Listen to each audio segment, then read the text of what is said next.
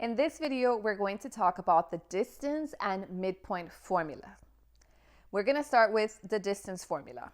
If you've seen the distance formula, you know that it states that we're going to have to take the square root of x2 minus x1 squared plus y2 minus y1 squared.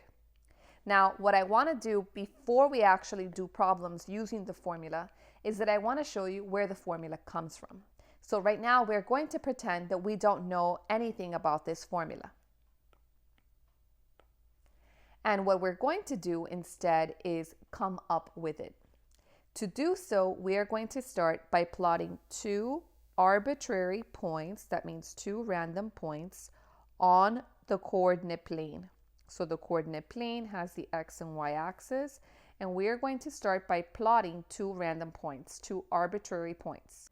So I'm going to call this point A, and I'm going to call this point B. I'm going to label point A x1, y1 since this is the first point, and I'm going to call point B x2, y2. And I'm going to now connect these with a line segment because my job is to figure out the distance between these 2 points. So the way I'm going to do that is by creating a right triangle. In order for me to create a right triangle, I'm going to draw a straight line going down and across so that I have a right triangle, a triangle that has a 90-degree angle.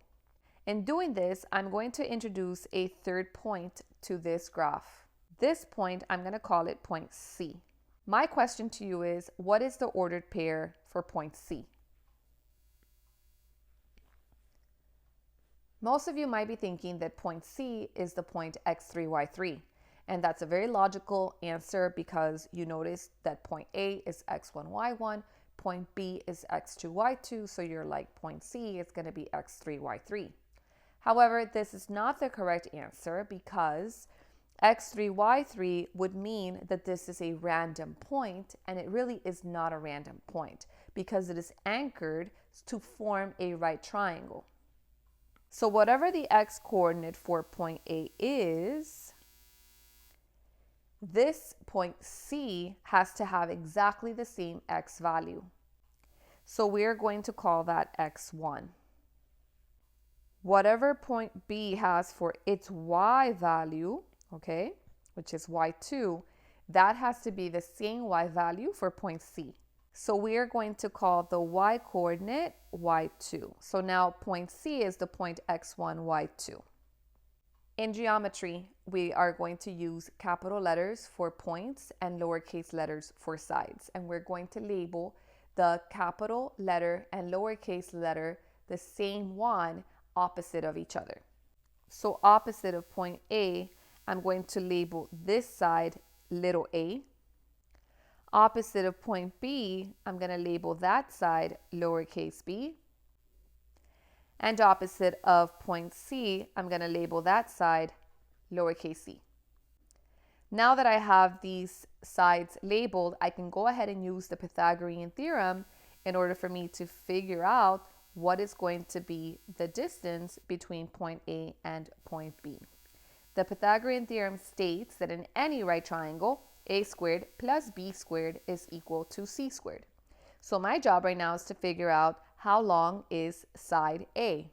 So A comes from x2, that value is x2, all the way to x1. So how long is that?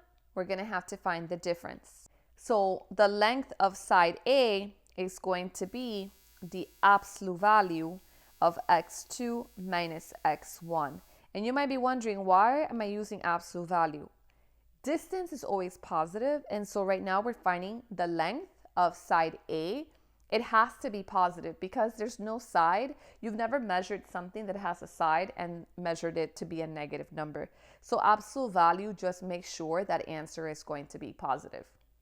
So I'm going to go ahead and fill it into the formula for the Pythagorean Theorem. So basically that's A, so A squared plus, now I have to figure out the length of B. So B is right here, and B is going to be the difference between y1 and y2. So we're going to write down the absolute value of y2 minus y1 squared is equal to c squared. And just to make this easier, because we are talking about distance, I'm going to go ahead and make side C d for distance. So I'm going to make this d for distance. One of the things that we know about absolute value is that it's going to take whatever answer we get and make sure that it is going to be positive.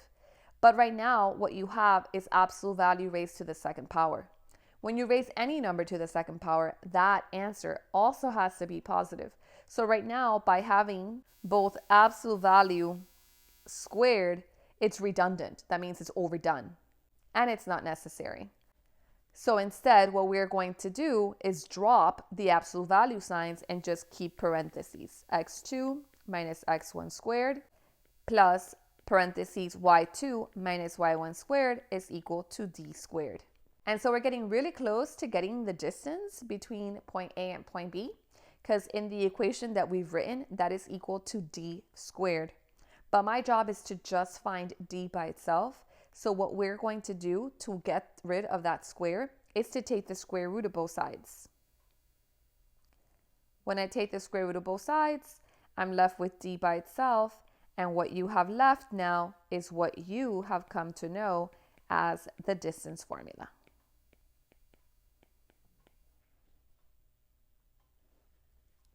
The midpoint formula is a lot easier because the midpoint formula is based on the average, the idea of finding the point in the middle.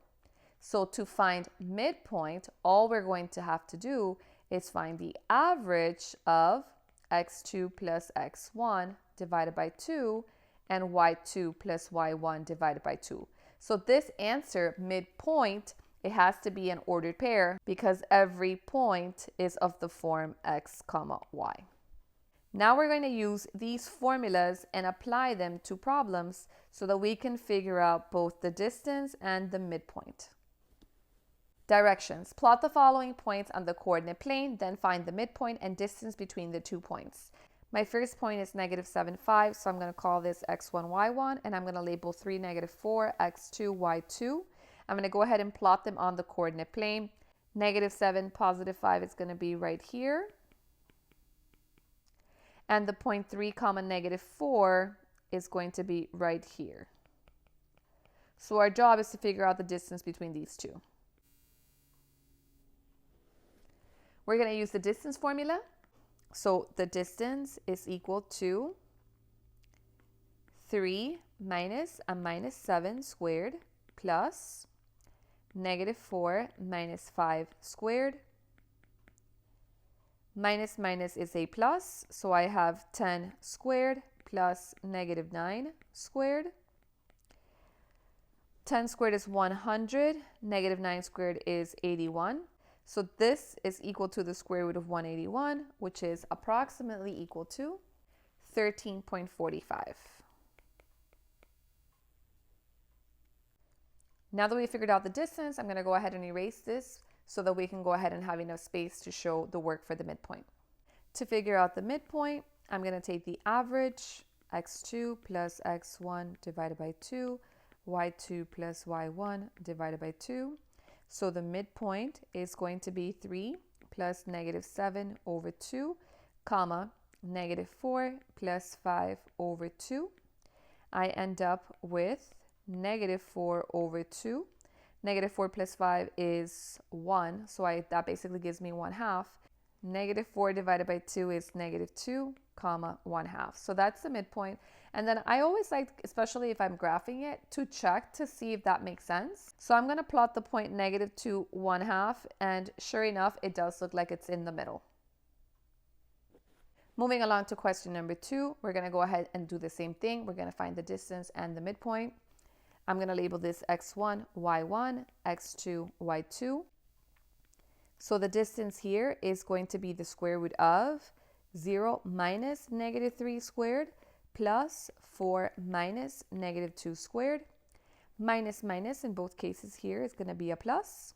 So I have 0 plus 3 is 3 squared.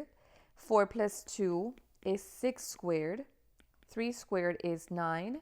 6 squared is 36. 9 plus 36 is 45. And the square root of 45 is going to be approximately 6.71.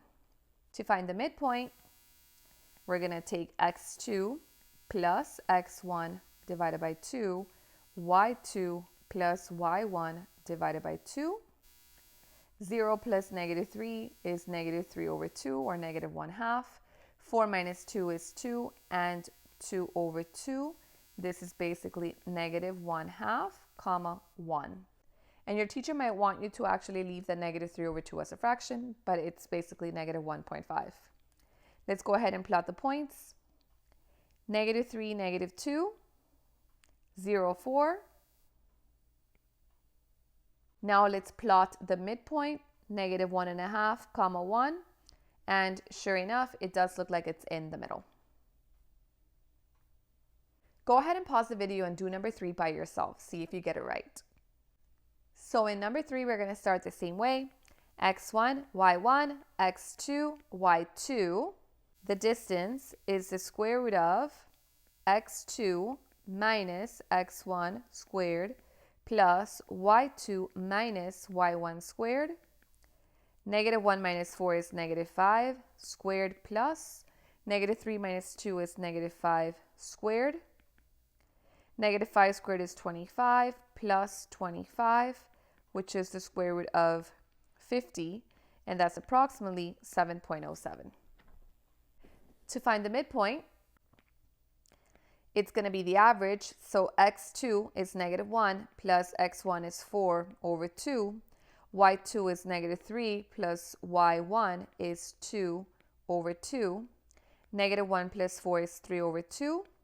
Negative 3 plus 2 is negative 1 over 2. I can leave it as a fraction, or I can make this 1.5, comma, negative 0.5. Let's go ahead and plot the points. The first point is the point 4, comma 2. The second point is negative 1, negative 3. Connect them with a line segment. Go ahead and plot the midpoint. 1.5, negative 1/2. And sure enough, it does appear to be in the middle. When you take a look at question number 4, we have decimals, but that's okay. We're going to do this exactly the same way. x1, y1, x2, y2. The distance is going to be the square root of x2, 2.5, minus x1, which happens to be negative 4.5 squared, plus y2, negative 2, minus y1, which is 1 squared. Negative negative is a positive. 2.5 plus 4.5 is just 7. So I have 7 squared plus negative 2 minus 1 is negative 3 squared. 7 squared is 49. Negative 3 squared is positive 9. 49 plus 9 is 58. And the square root of 58 is approximately 7.62.